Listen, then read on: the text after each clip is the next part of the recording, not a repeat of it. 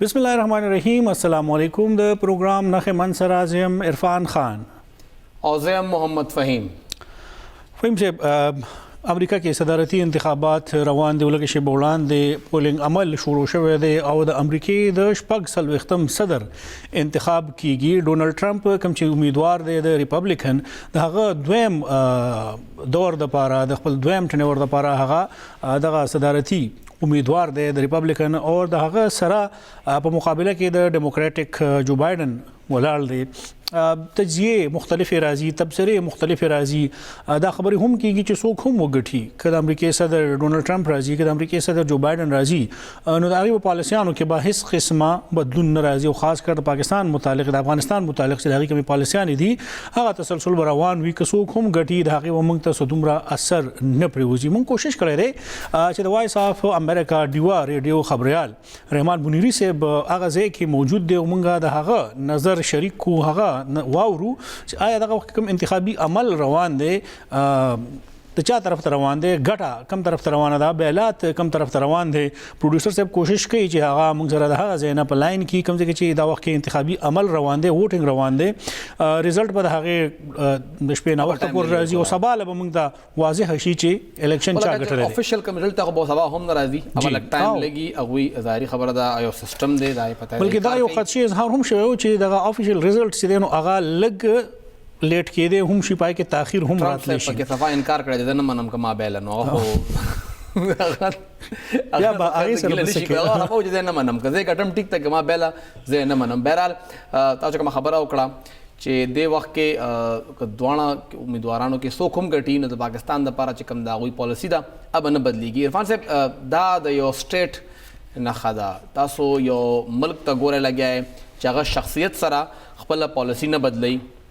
अदा खपल खल को फ़ायदा गोरी तखपल उलस तपारा फ़ायदा गोरी खुदा बदा मुंगा पैबा तजिया कोली शू खबर कोली शू खो अगुई दा गणी चदा अगुई खल को दा पारा सखदी अगुई उमगा अरसकई क सदर बुश साहब रागे ओबामा साहब रागे और क ट्रंप साहब रागे तासो कदल चदा तेर दा वक्त चकमो दा बिल क्लिंटन न पास टोरो चकम दी दो वक्त तेर कल बुश साहब हम दो पेरे तेर शो ओबामा हम दो पेरे वक्त तेर क और उस द डोनाल्ड ट्रंप हम दाता मदा चावा पद्वम जल बंद राजी और अगदा गणी चा बराशी बहरहाल चकम उस पोरे यो इम्पार्शल वतवेले शे या गैर दानदाराना चकम खबर मख तरागली दे के दगा दे चे जो बाइडन साहब ता ढेर ज़्याद अगुईता क्लियर मेजॉरिटी हासिल दा खुदा का मेजॉरिटी हिलरी क्लिंटन ता हम हासिल हुआ चकरा 13 इलेक्शन के दा खलको कतल चकला बक्से को लॉश हुई तो बक्सों के दरना वोट मां बदे मन लग नजर कोल लग फिकर में कोल चकला ना का ज़्यादा इलेक्शन मंगा दा जायजा गस्तल हुकम चे वेले की च अमेरिकी पर तारीख के द टोलो ना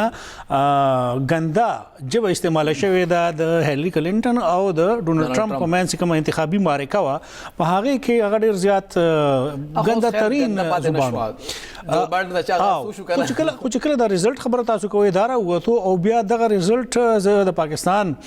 इंतखाबी अमल तर दागे कंपेरिजन मा को मा द ढेर ज़्यादा मुख्तलिफ कार नशू सिर्फ नमूना कार शू जो ग्राउंड माने रचा अक्सरियत थी बक्सों के चिकम मोटन राउजी आगा बिया बदल हुई इरफान साहब चकला मुंग 2012 इलेक्शन गुरु जी नो आगे के चकला मैकेन बेललेवा उसम माते आची चागा पखपला रागे और आगा पहला खबर दा ओकड़ा चे तासो उमने को न मने अगा जमुंगा सदर दे और जमा हम अगा सदर दे नराजे चे मुंग अगा सरा योजेशु बराक ओबामा यादव अगा सपोर्ट को चे अगा दे मुल्क द पारा सख रौड़ी सख तरीके सरा मखकेलाड़शी दा यो खरे वायतो कम चे 13 इलेक्शन के मुंग तहकारा नशो और दे इलेक्शन के बिल्कुल मुंग तनखकारी चे मखता वराशी यो बल तपाई कंजल वेनावशु त दी चे कम यो डेर कॉमन प्रैक्टिस हुई ची द्वाणा उम्मीदवारान सुमर उम्मीदवारानी अगे न कमी की वजह दो पातिशी दा द्वाणा राजी पटी बांधे कीनी और यो मुबाहिसा कीगी खपल पॉलिसी मखे तरौड़ी गई प्लान मखे तरौड़ी आगा दे जल्ला आगा से उनशु यो बल त कंजल वेनावशु बिया द ट्रंप से आर्गुमेंट्स के कोरोना रहुआ था अगर खत्म शुआ हो चे कम यो बल त वेनागा शांति से चिकम अगर था मजमे खिताब हो या बखल को तखपल पॉलिसियानी आगे कवले आगा डेरी मारे शवे हम नवे फिल्म से बदाव के मंगसरा रहमान बुनीरी से बद अमरीकी ना मौजूद दे सोच the voice of America diva radio खबरियाल दे दागना पुख्तने को चे आगा दा वक्त चरता वलाल दे दा वक्त की सूरत हाल दी रहमान बुनीरी से ताउस्ता मशरिक टीवी प्रोग्राम के हर कले वायु जी रहमान बुनीरी से اول خو دا وایي چې کوم خار کې د امریکای ولاړ او څه صورتحال دی؟ زه د امریکای په ورجینیا ریاست پرنس ویلیام ضلع چې دا یا کاونټي د هغې د یو میډل سکول پولینګ سټیشن نه بهر ولاړم کوم چې بیب میډل سکول دی او دلته کې دا وخت خلک راځي ووټونه ورکوي. دا زما شاته چې کوم ځای تاسو وینئ یا خلک روان دی د ووټ ورکه د سهار نه ووټ شروع شوی دی. دوه قسمه ووټ ورکول کېږي. یو دا چې خلک ځي دننه پولینګ سټیشن ته. زه لږ ساعت مخکې ورغلی وم، پولینګ آفیسر ما ته اجازت راکړه. د ما دننه ولیدل چې خلک ورځي د کووډ 19 یا د کورونا وبا په ورځو کې د انتخابات کېږي نو خلک ماسکونه ځان سره راوړي دي. ماسک ضروري دی، بغیر ماسک نه نشي ورتلی. که چا سره ماسک نه نو دی ورته انتخابي عمله ورته ماسک ورکوي. خپل آی ډي کارډ یا فوټو آی ډي وښي، یو فایل ورته ورکوي، هغه فایل کې بیلټ پیپر وي، په هغې باندې دی دستخط وکړي، هغه نښه چې دغه ولګوي بیا سکین شي او دغه شان د هغه ووټ وشي. هغه مشین عمله دننه چې دا ما ولیدل چې هغه بیا په سینیټایزرز باندې یو ووټ چې ورکړي هغه صفا کړي. دویم دا چې خلکو ته په امریکا کې د مخکې نه دا اجازت ورکړی شوی چې دی ایبسنټي ووټس یعنی په غیر حاضرۍ کې خپل ووټ چې دی د څه مجبورۍ له وجې که نه راتله غواړي نو ورکولی شي. هغه ایبسنټي ووټ خلکو په ډاکخانو هم لیږلي دي. تاسو ته معلومات وي چې د 3 ملیون نه زیات خلکو ووټونه ورکړي دي. دا د امریکا تیر انتخاباتو 80% نه زیات دي. په تیر انتخاباتو کې څومره شوي چې د هغې مجموعي 80% د ووټونه خلکو د مخکې نه ورکړي دي. خو که چا خپل ووټ په ډاکخانه نه وي لیږلی د مجبورۍ له امله نو که تاسو شاته وګورئ دغه مخامخ ځای چې کوم ناست دی 2 کسان ناست دي نو هغه خپل ووټ راوړي، په ځای دی چې دننه لاړ شي هغه په دغه ډبه کې واچوي، یو کارډ ورته ورکړی شي. هغه کارډ چې دی دی په خپل ووټ سکین کولی شي یا کتی شي چې د ووټ کاونټ شي او وشمارل شي. نو دا د ورجینیا ریاست دی، خو داسې د امریکا په 50 ریاستونو کې دا وخت په مختلفو انتخابي مرکزونو کې د ووټینګ عمل چې دی روان دی. رحمان صاحب دا راته ووایه چې کوم دې وخت کې دا انتخابي عمل روان دی، موږ وکتل چې دې ځله چې کوم مهم و هغه د تیرو انتخاباتو نه بالکل بدل و. یو بل ته کنزل وینا هم وشو، چې کوم مرکې وې هغه هم ونه شوې، زیاتره پاتې شوې. او بیا موږ وکتل چې ډېر اخره کې جو بایډن راووته او هغه کومې خبرې وکړې، مسلمانانو سره یو ځای شو، هغوی سره ملاقاتونه وشو، هغه هر څه د ټرمپ سایډ نه مخې ته رانلل. نو اوورال دې وخت کې فضا څنګه ده او دا انتخابات د تیر انتخاباتو نه که موږ د مهم خبره کوو یا د پالیسي خبره کوو د پارټیانو خبره کوو هغې نه څومره مختلف دی؟ نو دې کې خو دوه خبرې به زه اول تاسو ته وکړم. یو خو دا چې مباحثې خو دوه شوي دي، یعنې 3 مباحثې کېږي صدارتي. په هغې کې 2 شوي لومړنۍ مباحثه کوم چې تاسو اشاره وکړه په هغې کې د دواړو کاندیدانو د یو بل مخالفت کوو، یو بل چې په خبره کوله هغه به یې کټ کوله. د هغې په وجه دویمه مباحثه ونه شوه ځکه چې ټرمپ هغه ورځو کې کووډ ورته شوی یا ناروغ او هغې باندې اعتراضونه هم لرل. الیکشن چې کوم د مباحثې کم کمیشن دی، خو درېیمه مباحثه وشوه. درېیمه مباحثه چې وه په هغې کې دواړو کاندیدانو خبرې وکړې، هغو ته وخت ورکړی شو او دغه مباحثه په امریکا کې د جمهوري عمل یو قوي برخه وګڼل شوه. تاسو چې څنګه وویل چې دا انتخابات نور کله نه څنګه بدل دي، دې کې 2 غټې خبرې دي. یو دا چې یو خو د کووډ 19 یا د کورونا وبا په ورځو کېږي، هم دا غټه موضوع ده د امریکا د انتخاباتو. دواړو کاندیدان چې دي په دې باندې زیات بحثونه وکړل. نو یوازې دا چې په خپلو مباحثو کې بلکې په جلسو کې پرون هم چې جلسې ته یې کړي دي یا جلسونه یې وکړي دي په هغې کې هم د بحثونه وشو. تاسو د نور کلر بدل څنګه دي، یو خو د کووډ 19 خبره. دویم دا چې دا ځل انتخاباتو په هکله په امریکا کې سیاستمداران چې دي، امریکایي مطبوعات چې دي، امریکایي تھنک ټینکس چې دي، هغه دا فکر کوي چې د انتخاباتو نتیجې چې دي دا لانجمنه کېدی شي. صدر ټرمپ بیا په دې باندې تنقید کړی دی چې په ووټ چې کوم خلک لیږي په ډاکخانه باندې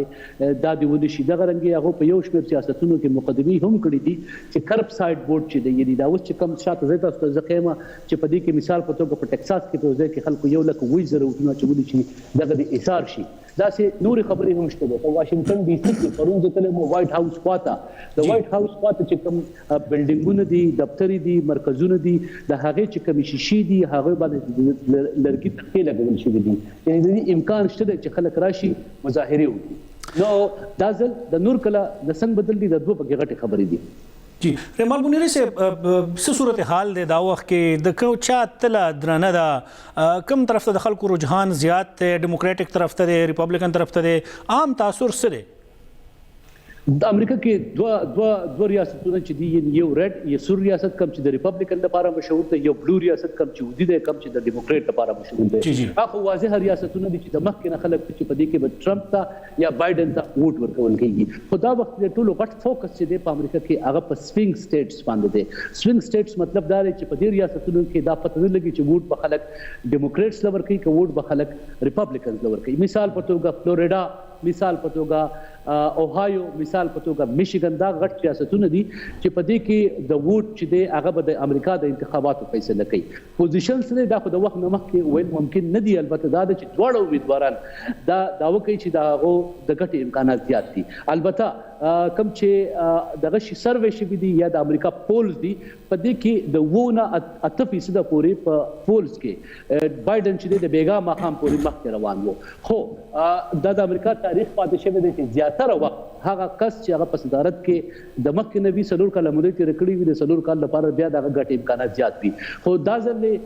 خلک ګوري چې کېدې شي فیصله داسې نه وي سم چې پخوا شوې ده او کېدې شي هم داسې وشي سم چې پخوا شوې وي خو د دې فیصله چې کله ووټونه وشي په 500 ریاستونو کې ووټونه وشمارل شي او د الکتورل کالج چې کوم ووټس دي کوم چې 1508 شي په دې کې کم کس 200 ووټونه واغستل نو دا هغه امیدوار د ګټې امکان زیات دی دا ته تاسو سر لک چکر هم والی خلکو سره به هم ملو شوی یو سره به هم تاسو کړي چې کوم دی وخت کې مسلمان ووټ ته ولې چې پورا دنیا کې دی وخت د فرانس خلاف هم خبر روانې دي او دا یو سوچ راغله د مخه ته چې مسلمانانو چې کوم همدردی دا هغه د وخت کې ډېره اهمیت لري په امریکای انتخاباتو کې نو ووټ کم طرف ته زیات تاسو تخکاری چې هغه طرف ته زیات تللی دی دی جواب زه د مسلمان د ووټ سره سره یو بل ټکی هم پکې شامل کړم چې اقلیتونه چې کوم دي په امریکا کې اقلیتونه لکه د هندستان خلک د چین خلک ایشیا افریقا عرب نړۍ او داسې نور هیوادونه نو لکه لاتین امریکن هیوادونه چې دي مکسیکو داسې نور دا ټول ووټونو ډیر اهمیت دلته ګڼل کیږي عمومي تاثر په خواځ چې کله امریکای ته راغله نو ما هم دا ورته لو چې دا اقلیتونه چې کوم دي کوم چې مسلمانان هم شامل دي شاید د دې رجحان چې دی هغه ډیموکریټس طرف ته زیات دی خو حقیقت کې داسې نه ده دواړو ګوندونو کې اقلیتونه چې دي د هغه موجودګي شته ده هغه ریپبلیکنز دي هغه ډیموکریټس دي مثال په توګه مسلمانان داسې تنظیمونه دلته جوړ شوي دي چې هغه مسلمز فور بایدن خو داسې تنظیمونه هم شته دي چې مسلمز فور ریپبلیکن نو د مسلمانانو ما چې په خپل د چا سره خبرې کړې دي په مختلفو محفلو کې مختلفو مجلسونو کې سیمینارونو کې سیمپوزیمز کې یا په مناظرو کې نو پای کې ما لیدل دي چې یو شمېر مسلمانان چې دی هغه د ټرمپ تګلاره چې دا د میډل ایست یا منځني ختیځ هغه خوښي د چاینا لپاره چې دا کوم تګلاره ده هغه خوښي دغه رنګ په امریکا کې د روزګارونو پیدا کول د نوکرو بوقي سیوا کول د پینډیمک په وخت کې دغه کردار او په خاصه توګه باندې د امریکا معیشت مضبوطول په دې بنیادونو باندې اقلیتونه یا مسلمانان چې دی هغه د ټرمپ په لویتوب کوي خو بیا بلې خواته داسې مسلمانان هم شته چې هغه د بایدن په حق له دا فکر کوي چې دغه پالیسي تګلاره چې د جنوبي ایشیا لپاره نرمه ده یا پسته ده د مسلمانانو هیوادونو لپاره نرمه ده یا پسته ده یا بیا په امریکا کې څنګه تاسو د فرانس مثال ورکه داسې خلک فکر کوي چې ډیموکریټس چې دي نسبتاً زیاتره هغه د مسلمانانو په اسلام باندې دغه په دین باندې دومره سخت تنقید نه کوي چې ریپبلیکنز کوي خو دا خبره چې ګنې ټول مسلمانان ډیموکریټس طرف ته دي سم نه ده یا دا خبره چې ټول مسلمانان ریپبلیکنز طرف ته دي سم نه ده دا یو جمهوریت هیواد دی په جمهوریت هیواد کې هر چا د خپل خوښه د کاندید د منتخب کولو اجازه وي په چا باندې دا جبر یا زبردستی نشته دی اسلام په حق له د صدر ټرمپ تګلاره چې دا هغه سوسو زله دا ویلي دي چې دی په خپل هیواد حفاظت چې دا ضروری ګڼي او په دې هیواد کې میشت مسلمانان یا بهر نراغلي خلک چې هغه د امریکا د سټیزنز په حیث باندې ایکوال یا یو شان ژوند تیرولای شي صحیح ډیره زیاته مننه رحمان بنيري صاحب د تفصیل را نظر شریکول او دغه چې کوم دا وخت کې د ووټینګ عمل روان دی د هغه نه د خبرولو ډیره زیاته مننه په چې موږ کوشش کړې دي چې سینیئر صحافي او تجزیه نگار جهانگیر خټک صاحب هم د امریکای نه موږ سره د سکایپ د لارې شریک شي او دا غینه هم موږ د هغه تجزیه واخلو چې دا وخت کوم دغه دوا امیدواران دي د هغه پالیسیانو باندې چې کوم خبرې کیږي کوم په ډیرو ځات جنوب باندې تنقید کیږي د ډونالد ټرمپ او خاص کر چې هغه کوم ذکر وکړو زمونږ د هیواد د پاره زمونږ د سیمې لپاره چې دا هم لګیږي چې د افغانستان هندستان او د امریکای ترمنځ یو معاهده هم دستخط شوې ده. هغه معاهده چې په هغه کې با ویل کېږي د امریکا با هندوستان ته د پاکستان چې کوم حساس ځایونه دي علاقې دي د هغې با نقشې ورکوي چې کوم د سټلایټ نه هغه اورېدلي دي. فهم صاحب کم دور دی په دې دور کې تاسو کوم خبره کوئ چې هغوی له چا ورکړي امریکای د سټلایټ نه چې کوم نقشې اخیستل شوې دي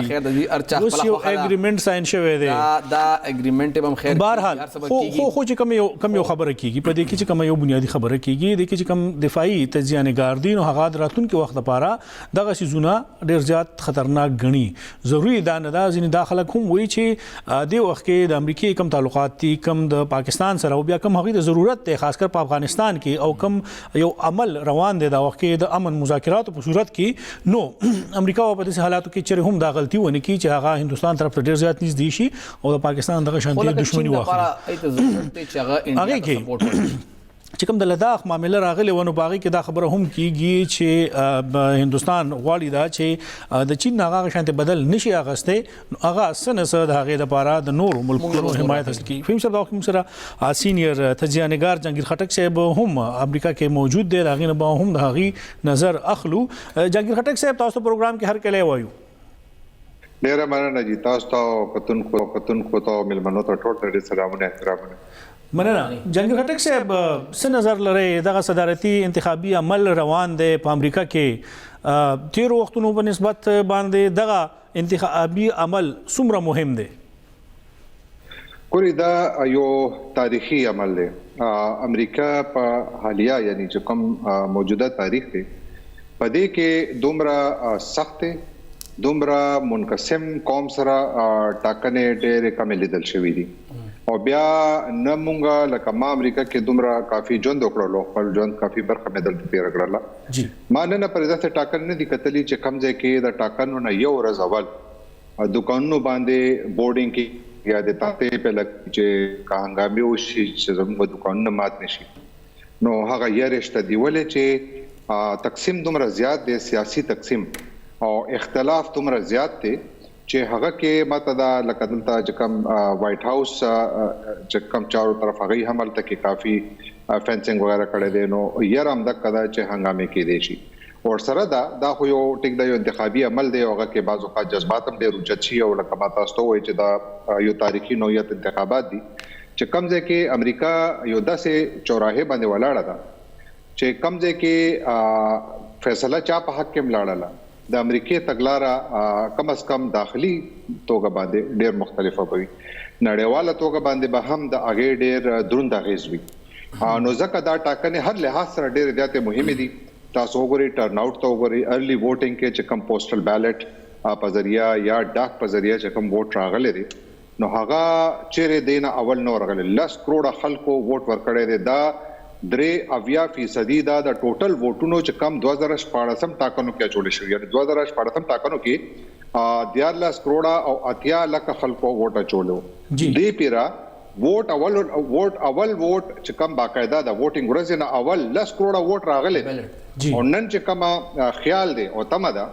هغه د اده چې په امریکا کې دي چې 15 کروڑ ووټ په نه چولې کی او هغه چې کم فیصله ده هغه هم دا د نورو ټاکنو تاسو په مختلفه او مهمه ځکه دي چې یو داسې دور کې کیږي چې وبا ده یو داسې دور کې کیږي چې د ډاک په ذریعہ نظام چې کم دی په هغه باندې د امریکای ټاکنو ډیر زیات ډیپندنس دی لکه زه تاسو ته مثال درکم چې د امریکای کې ډاک په ذریعہ چې کم دا ووټ چولو روایت دی یا دا طریقه ده دا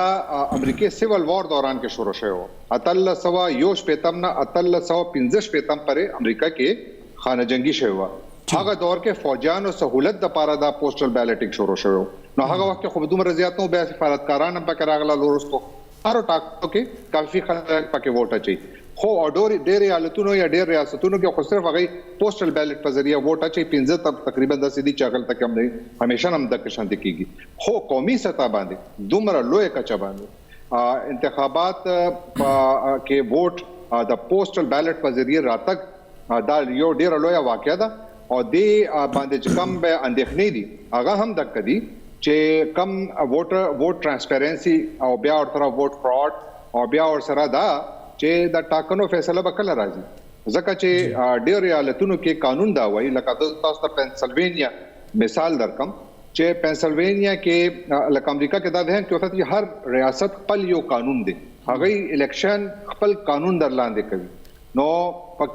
په پنسلوینیا کې او سپریم کورټ دا اجازه ورکړله چې هغه پوسټل بیلټس چې کم نن په ډاک کې چول کېږي یعنی په 3 نومبر په ډاک کې چول کېږي او هغه د روانه جمعې په ورځ پورې کا هغه راورسي یعنی شپږم نومبر پورې کا دا واکمنو ته راورسي نو هغه به کاونټ کېږي دې مطلب دا شولو چې دې باندې صدر ټرمپ ډېر زیات لکه خفګان اظهار کړی دی ولې چې هغه خیال دی چې دې سره به لانجه جوړیږي نو زما خیال دی چې متنازع هم کې دي شي ډېر ځایونو کې هر چرته خو ډېر ځایونو کې خصوصي توګه باندې بیټل ګراوند سټیټ څخه کم مونږ ورته یا سوینګ سټیټس ورته وایي چې کم ځای کې مقابله ډیره زیاته سخت ده او چې کم ځای کې دواړو کاندیدانو ته لپاره دا ضروری ده چې هغه ګټه ترلاسه کړي نو ځکه دا ډېر زیاته مهمه ټاکلې دي خټک صاحب دا ته چې کوم دا دوانه پارټیانې دي دوانو خپل منشور هم مخه ته خېدي خپل پلان هم مخه ته خېدي 13 انتخاباتو کې ټرمپ صاحب صفا دا ویلیو چې زه خپل فوجونه چې کوم دي دا په جنگ نه روباسم د عراق جنگ به هم ختمو ما او د افغانستان جنگ به هم ختمو ما دې ځل چې کوم د دوی پلان دي دوانو هغه کې د پاکستان د پاره سدي چې کوم مونږ ګورو ک جو بایدن صاحب راځي نو هغه څه پلان راوړي او ک ټرمپ صاحب پاتې کیږي نو بیا دا هغه څه پلانینګ دی ګوري امریکا کې لکه سمودا نمونږ دا ګورو لګیایو چې پاکستان سره امریکا ډایرکټ دغه چکل هغه پالیسي خبر راشي نو هغه او تر افغانستان خامخا تړي نو هغه ته اف پاک وي چې کومه پالیسي نو هغه اف پاک وي یعنی افغانستان کې جسه کېږي نو هغه براه راست هغه په پاکستان او د امریکای تعلقاتو باندې راځي او سوال دا دی او دا یاد ولرئ چې دا اف پاک چې کم دی باندې چې کم ډیر زیاتواله راغلی او د باندې ډیر کار شو هغه وخت شو چې کله جو بایدن په خپل امرستيال صدرو یعنی اوباما په دور کې ډیر زیات په دې باندې کار شو هغه شی کا سو ختمول شي نو کم از کم د ډونالد ټرمپ په دور کې موږ دا کتلیو چې هغه اف پاک سره هغه چې کم یوزه تړلو هغه کافي حد پر ختم کړیو ما په خیال چې پاکستان او امریکا ترمنځ د طالبانو په حواله تر چې کم یو مرګرتیا او ملاتړ شول پاکستان د طرفه خصوصي توګه باندې چې کم په بنیاد باندې البته مذاکرات هم شروع شول نو پاکستان په حواله سره زه ډیر غټ بدلون نه ګورم ځکه چې امریکا کې چې کله قیادت بدليږي نو سب پالیسو کې خو بنیادی بدلون راتلی شي خو عمومي توګه باندې سټایل کې زیات بدلون وی لکه ټرمپ چې کم دی هغه ډیر کلاو او یو لاوبالي قسم ته شخصیت دی چې هغه په ځړه کې سره راځي وایي او ډیر زیات بعض اوقات متنازع بیانات هم ورکي جو بایدن سره یو چې کم پاکستان د لپاره ما په خیال خبره ده او هغه تاسو ته مثال نظر کم چې جو بایدن پاکستان ته ډیر زیات اهمیت ورکوي مثلا ثقاله اول چې کله حامد کرزئی صاحب د افغانستان صدر نو الته یو ملاقات کې حامد کرزئی صاحب د پاکستان په حواله سره ډیر زیات کېلې شکوې کولې جو بایدن ته هغه وخت جو بایدن د امریکای مرستيال صدر نو هغه ورته جو بایدن حامد کرزئی صاحب ته مخامخ دا ویلو چې دا ذهن کې وساته چې پاکستان امریکای د لپاره افغانستان نه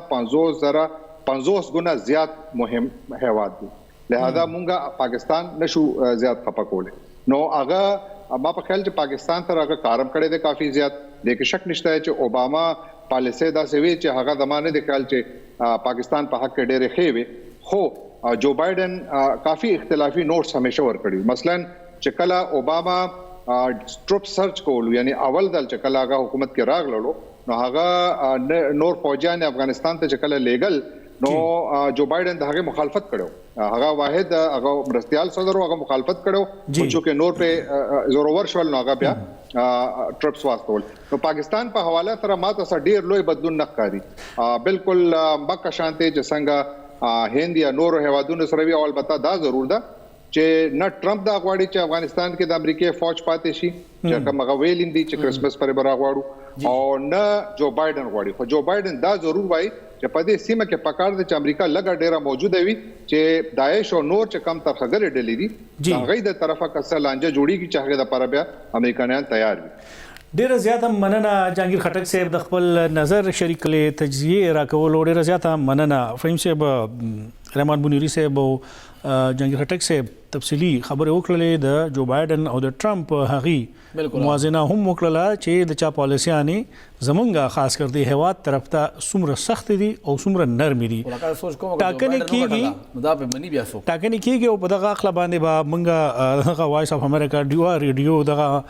خبريال چې څومره دي هغه موږ په وخت باندې خبرې چې کله ټاکنې مکمل شي سو غټي پاغي باندې با یو پروګرام یو ډیبیټ بیا کوو دا شمېره د می یو لا شانت ماخلو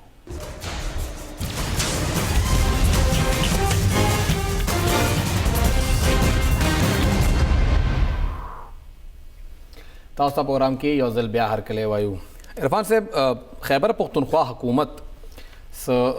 ضابطی دیوانی مقدمات دی هغه حواله سره قانون کې س ترامیم وروړي دي او پاغه باندې وسره د خیبر پختونخوا وکیلان چې دي اغوی سره نمنی او اغوی دغه خلاف هړتال شروع کړي دي او دغه هړتال اوس 9 نومبر پورې وزنډول شو د حواله سره یو ریټ هم دایر شوی دی پېښور های کورټ کې او جسټس کیسر رشید صاحب نن داغه سماعت کړی دی او دغه هړتال فهم صاحب لږ ووایم چې دغه هړتال نن 19 ورځ و 19 ورځونه دغه وکیلان صاحبان چې دین هغه په عدالتونو کې نه پیش کیږي دغه په زرګونو کیسونه چې کم دی وخت کې په زیر التوا دي په پېښور های کورټ کې دي دغه ماتحت عدالتونو کې دي د دې ملک د لرو سیمون خلک راځي خپل زرګونه روپۍ لګي هغه لپاره د پیښور کې شپې کوي هغه وکیلان چې هړتال دی په ټول صوبه کې خو هغه پیش کیږي نه هغه په وجه باندې چې کوم د خلک دی موږ ورته سایلین وایو موږ ورته وایو چې کوم عدالتونو ته زی راځي د هغوی پیسې هم لګي د هغوی وخت هم ضایع کیږي او معاملې چې دی نو هغه هړتال جاری دی حکومت سنجیدګي نه ښکاره کړي حکومت طرف نه وینا شوی دا شمال بټ ته پیش شوی کم چې ایڈوکیټ جنرال د خیبر پختونخوا هغه دا وایي چې کوم باندې اعتراض د وکیلانو کم ترامیم باندې هغه مونږ لري کړی دي او مونږ ختم کړی دي خو اوس احتجاج بیا ولې دی وکیلانو ولې اوس پورې هغه سره رضا نشو یا اوس پورې هغه سره خبره او نشو دا بخیر هم هغه مونږ تاسو کو خو د وخت کې چې دا هړتال چې دا 9 نومبر پورې ځنډول شي سلور ورځې پکې نور مخه تلاړي او چې کم کې سماعت ته اب 15 نومبر باندې دوباره کیږي او وزیر قانون سے به هم راغستره سلطان محمد سے برازی اب پیش کیږي صوبائی کابینه اجلاس هم دی او اب بیا غ ډرافټ هم وروړي کم چې با صوبائی اسمبلی کې پیش کیږي یا با صوبائی کابینه نه منزوريږي اوس چې دغه ترامیم دي حکومت سره وکیلان کینی او رضا کیږي نو آیا دا هړتال دون ځنډول ضروری دی چې سهم کیږي مونږ بار بار پای باندې هړتال کو حکومت دا وایي چې مونږ ارس ختم کړی دي څومره اعتراضات دي اوس هغه نه دی پاتې نو بیا د هړتال دومره جواز جوړیږي نو دی فهم صاحب دی چې وکیلانو کوم یو موقف مخه ترازی نو هغه دا وایي چې دا په سایلینو باندې یا په خلکو باندې یو اضافي بوج راځي هغه دا وینا دا هغه دا وایي چې په دې کې ډېر زیات د خلکو پیسې لګي او هغه نه غواړي دویم خبر دا چې فرض کا حکومت خلکو ته ریلیف ورکول غواړي چې د کوم هغوی موقف دی او هغه وایي چې د دې سره ډېرې زیاتې اسانتیانې پیدا شي چې کوم کیسونو فیصلې به په شلو دیرشو کالو کې نه کېدلې هغه به په 3 میاشتو کې او په 6 میاشتو کې دننه اوس کیږي آیا که فرض کا حکومت واقعي ریلیف ورکول غواړي د حکومت ته دغه اقدام دغه فیصله ټیک وي او آیا وکیلان هغه په لار کې بیا خندان جوړیږي یا هغه ته بیا رکاوټونه جوړي نو په کار دا چې حکومت د وخت نه مخکې د دې خبرو فیصله وکړي آیا چې دا قانون کم ټایم کې الریډي جوړ شوی دی په دې کې ترامیم راوړل کېدل نو کوم مین سټیک هولډرز شي دي چې خیبر پختونخوا بار کونسل دی هغه پېښور های کورټ بار اسوسییشن دی او هغه نور ضلعي عدالتونو کې دي آیا د دوی نمائندګي په دغه ټایم کې و ځکه چې فریق هغه په دغه کې وکیلان دي نو هغه خلک چې تاسو په اعتماد کې نه دی اغستی او تاسو یو ښه قانوني او بهترین قانون تاسو راوړو او هغه کې دغه خلکو رائے نو شامل نن هغه راځي د حکومت مخه ته ودرېږي هغه حکومت بلیک میل کوي یا په دباو کې راولي نه د پکار چې حکومت د خلکو په دباو کې راشي خو آیا حکومت په وخت نه مخکې د دې خلکو دغه خبرې ولې نه اورېدې دویم چې اوس کوم نور لسره شو تاسو چې 9 نومبر پورې دا وزنډول شو دا نور هم دا 19 ورځې د حکومت او بلکې د حکومت بیا د صوبایي وزیر قانون سلطان محمد خان صاحب په نوټس کې دا خبره نه دراغلي یا ایډوکیټ جنرال صاحب دا خبره دا په نوټس کې راوځي دا نو ولې په دې شکار کې دومره سستی مظاهره کیږي یا ولې دا خلک دومره لایټ اخلي سوال دا دی چې ګوره دغه معاملې را روانه ده دغه خبره حل کیږي نه د های کورټ جسټس صاحب په هغه باندې خپل ریمارکس ورکړي دي. سماله به دغه وکیلان صاحبان راپاسي دغه روډ به بند کی مکمل نور دغه شانته حالات په جوړ شي بیا به حکومت راځي هغه سره مذاکراتو ته کینی بیا به هغه نه بعد ایډوکیټ جنرال صاحب زی حکومت ته مشوره ورکړي چې نه اوس د نیکول په کار ورته اوس د څه وکي آیا مخکې دینه دا نو په کار آیا دغه بیزتی دغه د حکومت خوخه ده چې د هغه هر یو وزیر په دویمه درېمه ورځ پس عدالت تر رواني او هغه بیا ال خپل سپایانه پیش کړي کنه خبره دا وا چې د نن احتجاج شروع شوی دی په درېمه سلور ورځ پس دغه مشران راغوخته او دغه سره دا خبره فائنل کړه وي. حکومت همیشه دا شیزونه لایټ اخلي هغه د سنجیدګي نه ور کوي هغه د توجه نه ور کوي او دا د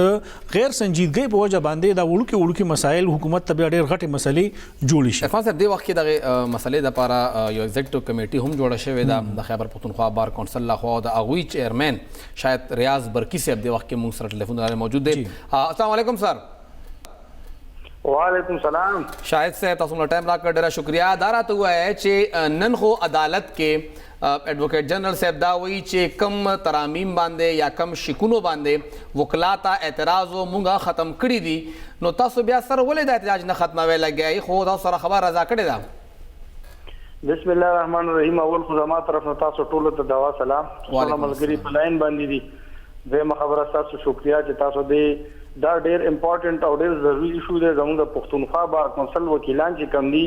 تقریبا د یوې میاشتې نه په احتجاج باندې دي خو ډېره ښه خبره ده چې تاسو په دې باندې نوټس واغستو او زه ډېر مشکور یم. دویمه خبره داسې ده چې کومې پورې د سی پی سی د ترامیم خبره ده نو دا د تیر کال د 1 نومبر د 2019 نه دا مسله شروع شوې ده او دا د نن بیا 3 نومبر 2020 ته تقریبا یو کال شو او په دې یو کال کې کوزه تاسو ته ویما چې په دې باندې یو کال کې خو نه دا مسله حل شو بلکې په دې باندې شپږ میاشتې تقریبا مونږ دې باندې هړتال وساتلو. خو بدقسمتي دا ده چې کوم موجوده حکومت خلک ناستي هغه ته د خلکو د مسایل چې کوم دي زما خیال د مسایل نه ښکاري او دا اوس چې کوم سیده وکیلانو په خپل سر باندې اغسته دي نو دې کې وکیلانو ته په ذاتي نقصان نشته دی بلکې دا موجوده چې کوم قوانین دی جوړ کړی دي په سی پی سی کې چې کوم دی ترمیم کړی دی نو دا نه پنه خلکو ته نقصان دی او غریب خلک چې کوم دی هغه په مسجد کې نو په دې تاسو اعتراض څه دی برکی صاحب دې کې چې کوم ترامیم دي هغه سره په خلکو باندې څنګه بوج راځي. اوس دا چې چې کوم ترمیم شوی دی د ډومبه خبره خدا دې چې په هغه کې د ډیسټریکټ جج سره چې کوم باطل کېدو د سیوال جج د عدالت جی جی نو ډیسټریکټ جج سره اپیل ختم شو او ډایرکټ چې کوم دی نو اپیل وکړو های کورټ ته. نمبر 1 نمبر 2 خبره دا چې کله مونږ عدالت کې دعوه جمع کوو داوی سره چې کله مونږ سټې اپلیکیشن جمع کوو په نوې ترمیم کې طریقه دا و چې د سټې اپلیکیشن لپاره به بل عدالت کې کیس چلیږي لہذا مین کیس په یو عدالت کې چلیږي او د سټې اپلیکیشن په دویم عدالت کې چلیږي. درېمه خبره دا ده چې په عدالت کې کم د شهادت د ریکارډ کولو طریقه کار دی نو موجوده طریقه کار دا دی چې گواه عدالت تراشي عدالت ویټنس باکس کې ودرېږي عدالت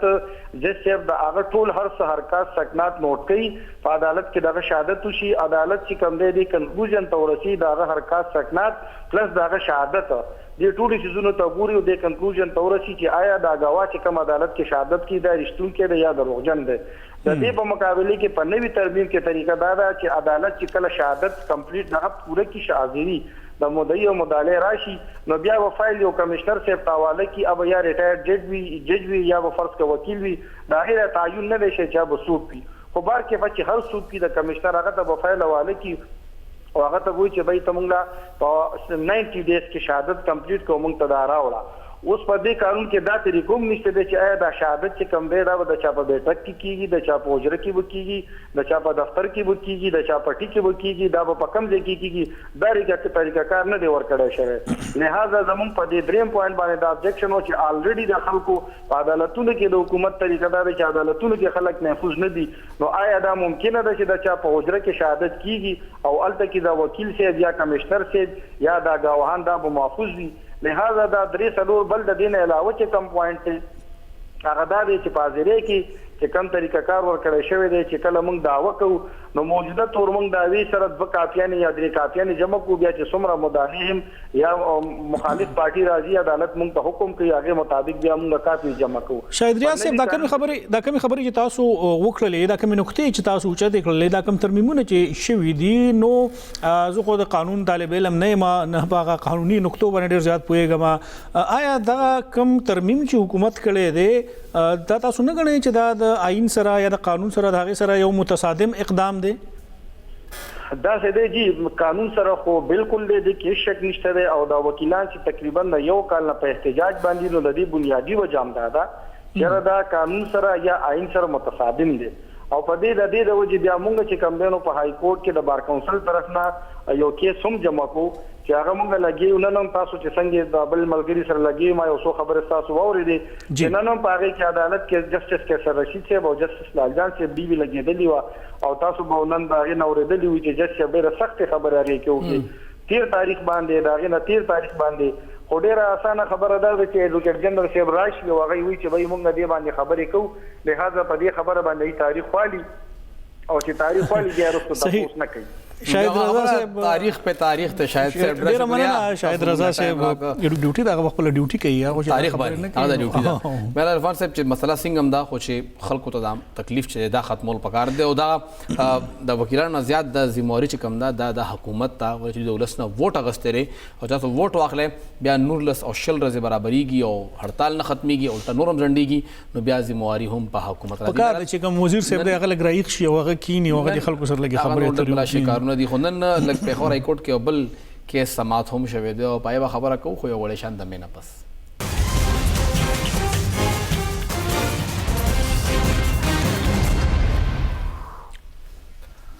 پروګرام کې یو ځل بیا هرکله فهیم صاحب پیښور BRT اتم عجوبه دنیا اتم وي کوم فلحال اوسه پورې روانه ده پاکستان د نیب د FIA د اپوزیشن جماعتونو د پارلیماني کمیټې و چې تحقیقات ته وکي نیب د تحقیقات وکي FIA د تحقیقات وکي انټي کرپشن د پدې کې راشي اډیټ ریپورت راغې پدې کې د ټولو خبرو د دې ټول هر څه باوجود چې خلک وایي چې پدې کې کیک بیکس اغستلې شوې دي پدې کې کمیشن اغستلې شوې دي او د دې شفاف تحقیقات انکوایري وشي چې دا پیسې چا اغستې دي او کم ځای کې شوې دي ماته اډیټ ریپورت راغلی دی په موبایل کې پوره دی دا غیر یو پیج به تاسو ته هم چې هغه 100 پیج دی او هغه ریپورت کې کم ځای کې کمی خبرې شوې دي خو په خبر های کورټ کې چې کم کیس شوی نن دا غي هیرنګو د عدالت او د جسټس قیصر رشید صاحب او هغه د ریمارکس ورکړي دي چې د BRT بسونه 2 ورځې پس خرابي اوس هم ډېر وخت ورکړو اربونو روپو پیسې وي تاسو پاغي باندې لګولې دي او تاسو دغه شانتي کولاو د بسونه ودرولې دي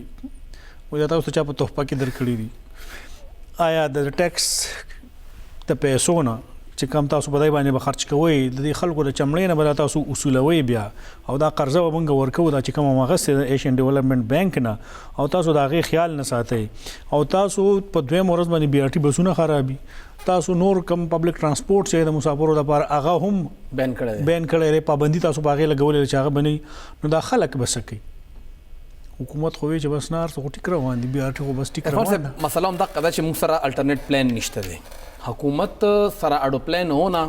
دا چې کمپلین دی وخت دوی امپلیمنٹ کوي لګیا دي چې جی مونږ به الټا الټرنیټ گاډي نه پریدو صرف به خلک خامخا په BRT کې سفر کوي او که BRT کې سفر نه کوي نو بس بیا په هغه روټ باندې زینا دا ارچا خپل بنیادی حق دی زه غواړم چې زه اشنغرینا فردوس پورې یا سویګارنو چوک پورې زه پرښه کې لاړ شم نو ما حکومت نشي مجبورولې چې ته خامخا په BRT بس کې ځې او کرای به هم دقه نه وي ستا خوښه ده که تا سره زو کارډ نشته او که ته یو سټاپ نه بل سټاپ ته به خامخا 50 روپۍ ورکې زما دا بنیادي حق دی چې زه په ټیکسي کې ځم په چنګچي کې ځم یا په رکشه کې ځم او کل ته سهولت ماته اویلیبل دی د باندې کې خامخا سفر کوم حکومت دا سفر چې کوم سہولت او هغه د خلکو نه واغسته بیا خبره شوی وه چې موږ به 300 اول 400 وو بیا 300 بسونه به راځي هغه بسونه موږ پورې پوره نه شو اوسه پورې 210 بسونو باندې موږ دغه BRT روانه کړې ده او کله موږ په خرګاډي وخو کله زمونږه BRT بس چې کوم نه د کلچ انخلی کله پاغه کې اورو لګي اس پته نه لګي چې اخر دغه BRT چې کوم مونږه 3rd جنریشن جنریشن هایبرډ بسونه راوړي دي اخر دا کومه عجوبه مونږ راوړې ده چې پوره دنیا کې هغه ټیک ټاک کار کوي او پیښور کې د دې کلچمن خلی پیښور کې دا خرګاړې هم وي پیښور کې پدې کې اور هم لګي صرف پیښور کې چې کم BRT بس ته کې مسله راځي او اوس حکومت دا ویلو ته تیار نه دی چې اخر دا BRT بس دی اگست پسو دی اوس هم دی پټي دا پیسې چې اخر دا شوی بسو دی او دا اگست چا دی مور سوکتی ما دې کې کتو دا اډیټ ریپورت ما سره راغلی دی فهیم صاحب او په دې کې زه تاسو ته یو صفحه د هغې ذکر کوم نو دا اډیټ ریپورت چې په څومره صفحات باندې مشتمل دی نو په هغې کې یو داسې نقطه نشته دی چې په هغه ځای کې دا نه ویل شوي چې په دې که په ډیزاین په بدلېدو کې خبره کوي که تاسو د انسټالیشنز خبره کوي که تاسو د بسونو راوستل غواړئ که تاسو چې کوم سټیشنز جوړ کړي دي د هغې خبره کوئ او که تاسو نور اکوپمنټس آلاتو خبره کوئ نو یو داسې څیز نه دی پاتې چې په هغې کې خزانې ته نقصان نه رسېدلی یا په هغې کې د کرپشن نه دا د اډیټ رپورټ وایي زه نه وایم دا چې کوم حکومتي ادارې خپل جوړ کړی دی خو دا هم حکومت نه مني مجال شته که دا اډیټ رپورټ هم حکومت ومني چې دوی کوم رپورټ تیار کړی چې BRT کې دا کرپشن شوی او دا اډیټ رپورټ هم د دغه حکومت په وخت کې تیار شوی دی یعنی په دغه وخت کې د بل چا حکومت نو د بلې پارټۍ چې دا اډیټ رپورټ هغوی تیار کړی دی نو دې لپاره به دوی څه جواب جوړوي دا چې کوم دوی دا رکشې بند کړي دي دغه ټیکسي چې کوم په لاره باندې دي دوی هغه بند کړي دي ویګنې بند کړي دي خلکو ته ډېر زیات تکلیف دی زنانه کار لذي او وی با سبق لتلې دغه یونیورسيټي ته بتلې ته خامخا ولې خلک په زوره BRT کې بوزي خلک اوس مجبور دي چې هغوی ځان له سپیشل گاډي وکړي مخکې به دغه گاډي دوی به وختل 40-50 روپۍ به واغشتې دغه اشنغری فردوس نه به یونیورسيټي مخې ته سټوډنټان کوز کړل که جاب لتل ټیچرانو یا فیمیل وی ای بخه په سکون تلې ویګنې بتلې کې بکې ناسته اوس ته خامخا ته BRT کې ځي او BRT کې د ناست شان نوي خرش پای کې دنه خلک مجبور هم دي او ته بیا چې نه زه به عام ګاډي نه پرېږدم ته به خامخا هم په BRT کې ځې نو دا خلکو بیا په سپیشل ګاډي کې چې به کم سفر په 50-60 روپۍ کو اوس هغوی په 200-250 په 300 روپۍ باندې کوي لګیا دي او هلته هم خلک هغوی لوټي لګیا دي رکشن نه کوي چې نه ته ماله پیسې راکړې چې دی لرې دی اسان حل هغه دی چې حکومت کوم بسونو واده کړی وه 300 یا څومره په کار چې هغه نور بسونه بالکل اضافي راولي چې کوم دی وخت کې رش جوړ دی نو په کار چې هغه رش په هغې سره به اټومیټیکلي کم شي بله مسله هم ده لکه اوس یو سل اتیش بسونه دي نو دې کې اوس 150 کې اور لګي که دا 300 شو بیا به 200 کې لګي او اوس یو بس خرابېږي بیا به ودانه 15 شپه خرابېږي خیر دی او یا اتیا بسونه خو موږ سره ولاړ کې نه اضافي نو که په 15 کې لګي او یا اتیاو کې چې کوم خلک بیا نور سفر کوي نو په دغه بسونو باندې به هغه بوج کم شي نو په کار دا چې حکومت کاغي سره الټرنیټ پلان نشته څنګه چې تاسو شروع کیوي نو الریډي چې کوم PC1 تیار کړو په هغه کې خو هغوی کاست یعنی د بسونو د خریداري هغه اماونت منشن کړو په هغه پیسو کې دغه باقي بسونه راولي کا یادي کا اتیادي نو چې دا کم رش دی دا خو به کم شي اوس هغه طرف ته وسو پاملرنه کوي تاسو ته ماس ترانس پېښور کول او کړی دی ترانسپورت ډپارټمنټ ځان لده د دې ځان ته یو سیستم دی تاسو 3 محکمې راټولې کړي دي او هغه دا ټول شیزونه خبر راغوستل DGP راغوستل ترانس پېښور نو خبره هم دا چې اچارو ټیم ته جوړ کړی دی بهر یو هغه ته دا چې کده چا کار دی کوم اتارټي دا په کار چې هغه نه تپوس وکړي شي او دغه بسونه چې کوم دی هغه په وخت باندې راولي چې دا معاملات او د خلکو د تکلیف ختم شي بل حل خوشتنه بل الټرنیټ پلان خوشتنه او یو بل پلان د هلیکاپټر ول راولي او هلیکاپټر بغیر بل لار نه دا خو نن اجلاس شوی دی وفاقي کابینه او هغه کې کرونا صورتحال هم مخې ته راغلی دی عمران خان صاحب ډېره صفا خبره وکړه چې زه خو کارخانې نه بندوم که چاړه ښي که بدي دا غریبان خلک دي لکه کارخانهدار غریب به څه کوي چې دا کارخانې بندې شي مزدور ته نقصان رسي هغه ته کار کوي نو چې کوم د وزیر اعظم معاشي ټیم دی تاسو چې کوم ټیم یاد 200 کسانو والا هغه نن راښکاره شو او هغوی عمران خان سره یو ځای کېناستل او دوی یو خاص پیکیج اعلان وکړ صنعتونو دپاره او هغه دا اعلان وشو چې 50% به هغوی ته بجلی ارزانه ملاویږي نو چې کوم مونږه ډومestic یوزرز یو یا نور صنعتونه دي نور څومره انډسټریز دي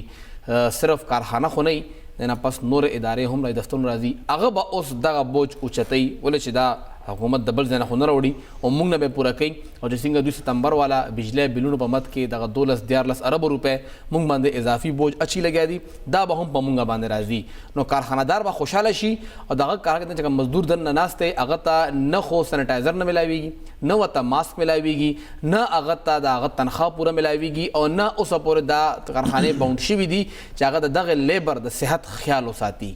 مونږ لیبر سپورټ کوو که مونږ کارخانهدار سپورټ کوو